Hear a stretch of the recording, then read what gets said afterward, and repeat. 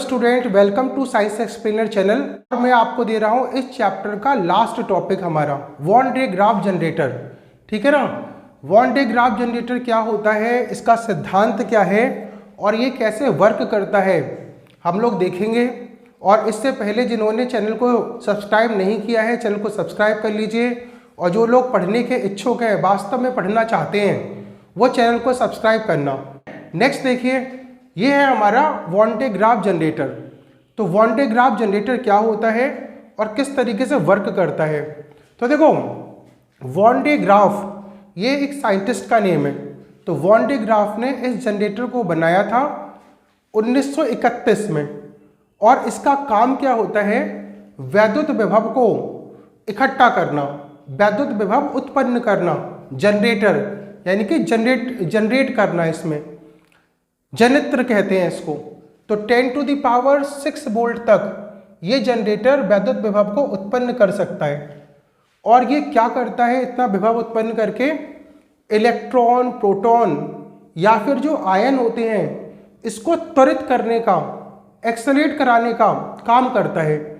जितना ज़्यादा विभव होगा, हमें पता है W = Q × V, उतनी ही ज़्यादा उसकी ऊर्जा होगी, उतना ही ज़्यादा उसको वर्क कराया जा सकता है, उतनी ज़्यादा एनर्जी उस पर क्रिएट की जा सकती है।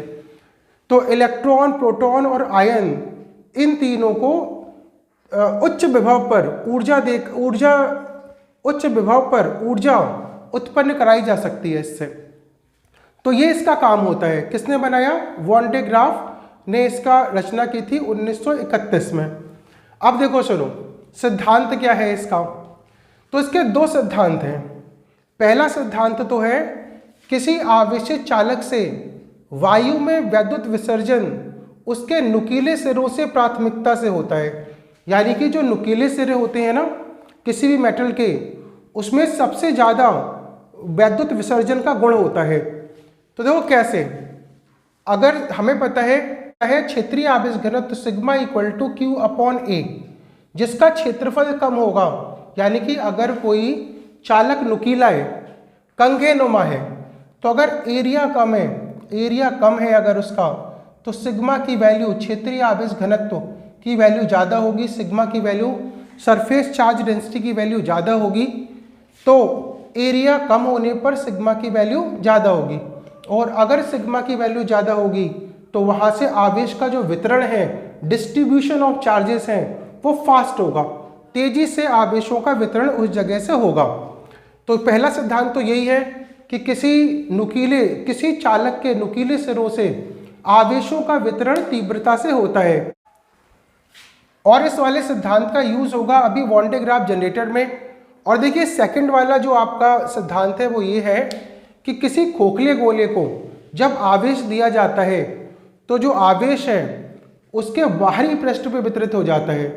जब हम किसी खोखले गोले, हॉलो स्फीयर को जब चार्ज देते हैं, तो जो चार्ज है हमेशा वो उसके आउटर सरफेस पर डिस्ट्रीब्यूट हो जाता है। कोई खोखला गोला हो और जब उसको चार्ज देते हो, तो आउटर सरफेस पर जो चार्ज है, बाहरी सतह पर आवेश का वितरण हो जाता है। अब देखो, सुनो, अब इसकी रचना, कंस्ट्रक्शन क्या है। तो देखो इधर, सबसे पहले इसके अंदर देखो, ये A और B, ये दो हमारे कुचालक स्टैंड होते हैं इस पर, जिस पर ये पूरा का पूरा स्ट्रक्चर टिका होता है। A और B दोनों कुचालक स्टैंड है। और इसके ऊपर ये जो है, ये हमारा हॉलो स्फीयर, चालक गोला है ना, चालक खोखला गोला, इसके ऊपर टिका के रखते हैं इस पर। नीचे की साइड में एक पुली होती है P1, और ऊपर की साइड में भी एक पुली होती है P2। और इसके ऊपर एक बेल्ट लगी होती है, इसके ऊपर चलने के लिए एक बेल्ट लगी होती है। बेल्ट जो होती है सिल्क या रबर, इन दोनों में से किसी की भी हो सकती है। दोनों ही कुचालक हैं, तो दोनों में से किसी की भी, सिल्क या रबर, दोनों में से किसी भी मटेरियल की ये बेल्ट होती है। और देखो, यहाँ पे होता है C1, कॉम्ब C1, कंघेनुमा आकृति जो धातु की होती है, कंघेनुमा आकृति C1, और इसका संबंध होता है, यहाँ पे इसको अर्थ कर दिया जाता है। अर्थ में बताऊंगा अभी क्यों किया जाता है। राइट साइड में यहाँ लगी होती है मोटर, जिसका कनेक्शन होता है इस पुली P1 से, जो इससे घुमाने का काम करती है, जिससे ये पूरा का पूरा जो बेल्ट है वो इस तरीके से क्लॉकवाइज डायरेक्शन में घूमता रहता है, ऊपर नीचे चलता रहता है इस टाइप से, ठीक है ना। यहाँ कॉम्ब C2 लगा होता है, ये भी एक मेटल का स्ट्रक्चर है, कंघे नुमा आकृति C2, और इसका संबंध होता है इस अर्धगोले से, ठीक है। उसके बाद देखो सुनो, ये स्ट्रक्चर पूरा का पूरा इस तरीके से स्टैंड करता है इस पर। अब क्या होता है, जब इसको रोटेट करा जाता है, जब इसको हम चार्ज देते हैं, जब इसकी वर्किंग अगर देखें हम, तो वर्किंग किस तरीके से होती है इसकी, तो यहाँ पे जब हम इसको चार्ज देते हैं तो पहला सिद्धांत हमारा काम करता है कि भाई जिसका क्षेत्रफल कम होगा, कम क्षेत्रफल से आवेशों का वितरण तीव्रता से होता है, यानी कि यहाँ से जो आवेश हैं वो इस पट्टी पर, रबर या सिल्क की पट्टी पर चले जाते हैं, तो ये जो पॉजिटिव चार्ज यहाँ पर इस तरीके से ऊपर की तरफ चलते हैं, नीचे से ऊपर की तरफ पॉजिटिव चार्ज चलते हैं, और ये C1 और C2 ये दोनों इस रबर या सिल्क की, है ना, बेल्ट से ये कनेक्टेड ही नहीं होते, थोड़ा सा डिस्टेंस पर होते हैं इस पर।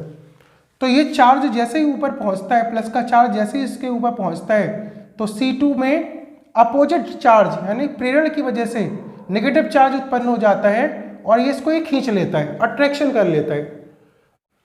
और इसके बाद इसका दूसरा सिद्धांत काम करता है कि जो आवेश इसको किसी गोले को दिया जाता है वो उसके बाहरी पृष्ठ पर वितरित हो जाता है, आउटर सरफेस पे चला जाता है।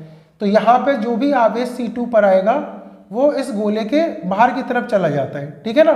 तो लगातार जैसे जैसे यहाँ पर Q की वैल्यू बढ़ती है, Q की वैल्यू बढ़ती है, तो हमें पता है Q और V में संबंध होता है V = 1/4 pi epsilon not Q upon R।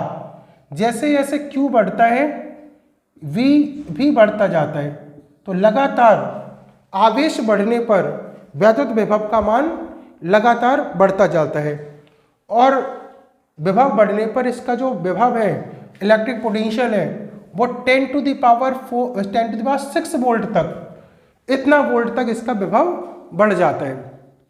तो इस तरीके से हम इसका वैद्युत विभव को बढ़ा सकते हैं, ये हमारा विभव को जनरेट करने का काम करता है। तो ये है हमारा वॉन डे ग्राफ जनरेटर। यहाँ पे हमने अर्थ क्या क्यों किया इसका, तो देखो एक लिमिट से ज़्यादा जब हम चार्ज करते हैं तो यहाँ पे जो आवेशों का होता है क्षरण, है ना, यहाँ पे आवेश का डिस्ट्रीब्यूशन हो जाता है बाहर की साइड में। इसको कैप्चर करने के लिए, इकट्ठा करने के लिए, कनेक्ट रखने के लिए इसको अर्थ कर दिया जाता है, पृथ्वी से जोड़ दिया जाता है। पृथ्वी से जोड़ने पर ये जो इसका जो आवेशों का जो क्षरण है वो नहीं होता, तो ये इसका कनेक्ट करने का इसका कारण है, ठीक है ना। तो ये है आपका वॉन डे ग्राफ जनरेटर, और जिसकी हेल्प से हम लोग 10⁻6 वोल्ट तक वैद्युत विभव उत्पन्न कर सकते हैं, ठीक है। तो ये है आपका टॉपिक। नेक्स्ट वीडियो में मिलते हैं। Thank you.